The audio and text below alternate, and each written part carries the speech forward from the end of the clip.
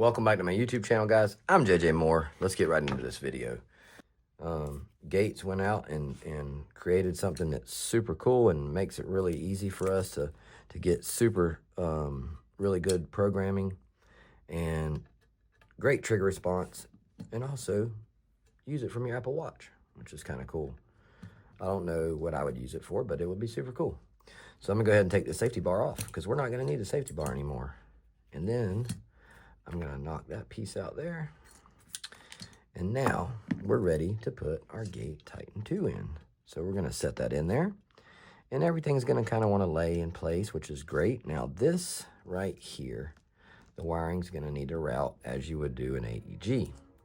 So you take that wiring and you tuck it in. You don't want these wires getting pinched. They're smaller wires, and you don't want them to be interrupted. So now, right there, some gearboxes have a little piece of aluminum here to where this can come in and lay here and then go up to the solenoid. I will go and notch these out myself. I'll take a pair of cutters and just notch them out. That way it can go up and lay there comfortably. What you want to do is, I don't know if I've used this screw kit or not yet, so we're going to hope that I didn't. Okay, it looks like I haven't. We're going to open our screw kit from Gate, and we're looking for the smaller screw, and I can't believe I just tore that package. So we're looking for the smaller screw here. Then you're going to put a flat washer like so, and then we're going to put there should be a small plastic washer. Here it is right here. Plastic washer.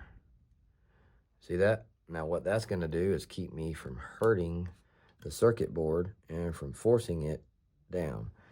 Now on my replicas, this is just something that I do, and I recommend it, is I put a little blue Loctite on here. Since I'm showing you guys this video and it's just an installation video, I'm not going to do it because I'm going to take this back out. So everything's laying comfortable here, and always use a blunt tool to do this. Don't use anything sharp because you don't want to cut these wires. But as you can see, that's going to lay right there. And like I said, we want to always make sure we're not in the way of this pinhole, because that's just a problem waiting to happen. Now next you're going to say, well, it's a dual solenoid, JJ, what do I do? Well, Gate was nice enough to send you with this plug, and it also has this plug if you'll buy the HPA version. So the lower one here is going to have thicker wiring. It's going to go to the lower solenoid. It's going to lay like that. Now this top one end is solenoid and one end is circuit board. So it's going to go here, and then it's going to hook to the top solenoid.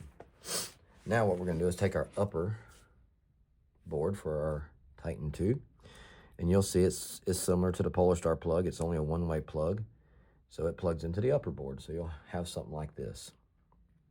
Now if you're using a speed trigger, you can see, a lot of people have asked me, what is that in your speed trigger? Well, I've taken a piece of wire that I've skinned a wire with to Dean's a battery, and I've plugged that hole, and I've done that because they're really tight in there and they don't ever fall out. They're always spreading out. So that blocks the hole.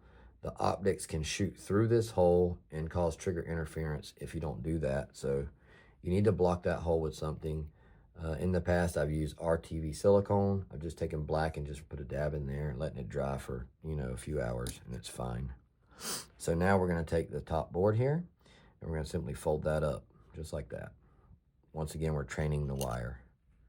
Now we're going to drop in our speed trigger here, making sure our wires are still clear and happy.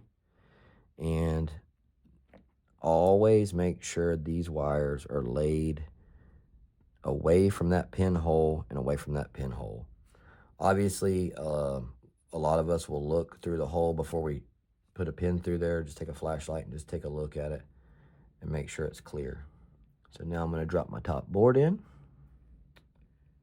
and make sure it's down. Now I can let go of my trigger. Now this is going to lay, I should have actually done it like this, and I'll take it back out and show you. This needs to go under the hose. Everything on both circuit boards, if you're using the Polarstar trigger board or the Gate Titan 2, needs to be routed under the hose, because the hose acts as an extra hand when you're working on it to hold it down, as you can see. Now, I have taken, see, now that one is laying in the way, so we're going to have to do something about that. I don't want that there, so what I'll do is sometimes I'll take and put a bend here and then kind of let it lay happily like that.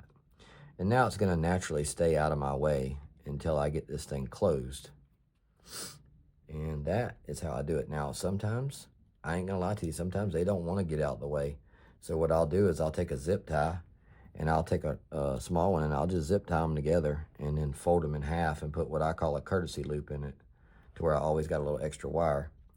So now everything's in here. It's ready to close. So now I'm going to take it and I'm going to close it up.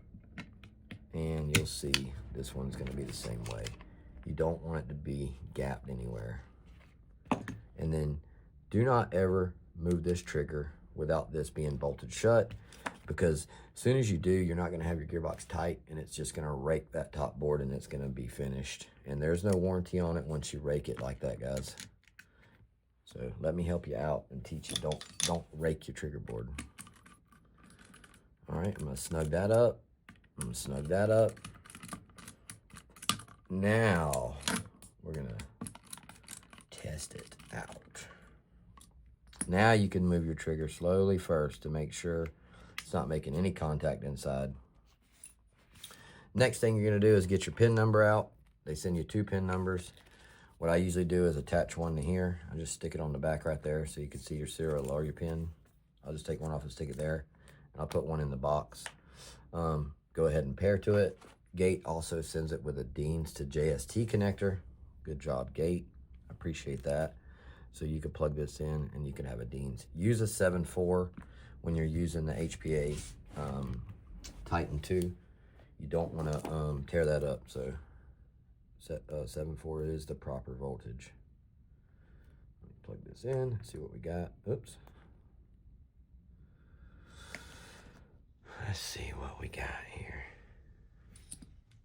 We have a dead battery, so also always pull on the plugs, guys and girls. Never pull it by the wiring. So that's going to need shims, as you can see, because it does have movement, and that can affect FPS.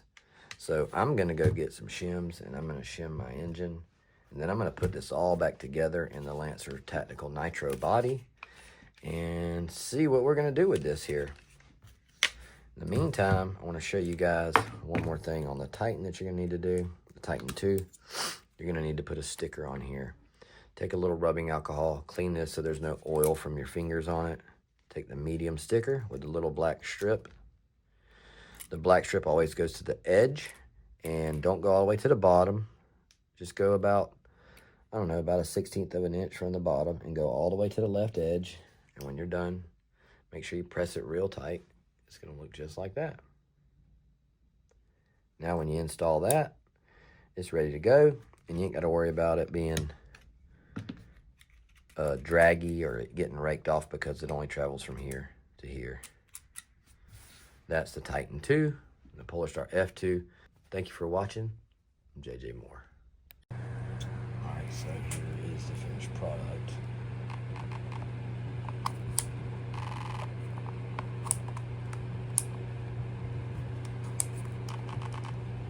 With a functional safety.